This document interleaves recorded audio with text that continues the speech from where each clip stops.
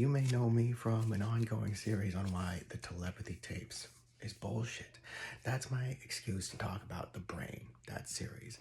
And in order to communicate my ideas about the brain, I wrote this little pamphlet, just basically defining some terms like embodiment, extended cognition, and other cutting edge and fun, widely applicable ideas to the people who would say, oh, materialism is an insulting word, but I write about material, and it's all we got when we're using science.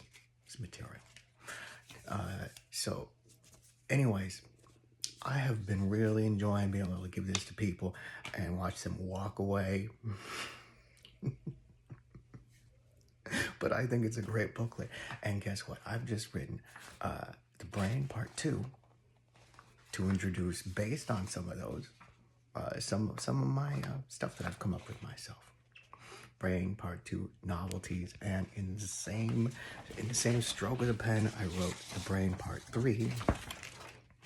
Just as soon as I found this really cool paper, it's a preprint on let's see, Chatterjee is the name of the first author, and Cataphoria is the name of the second author.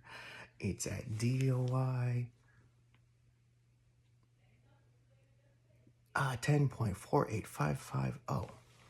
You can read this: hierarchical loop stabilization in periodically driven elastic networks. And I thought this sounded really good, so I was staring at this. Anyway, here's what it means.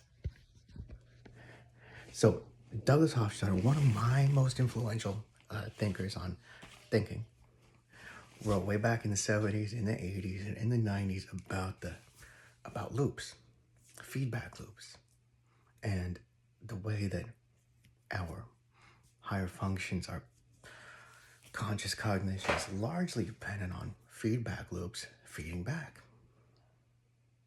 And this paper has a suggestion for how feedback loop networks form in any medium. They look at biological. They look at vasculature as influenced by the pulse. This is huge. They say, or they don't even say it in this many words, but they basically say, my interpretation, that a more pulsatile or phasic network makes a loopier network. Pulse makes loops.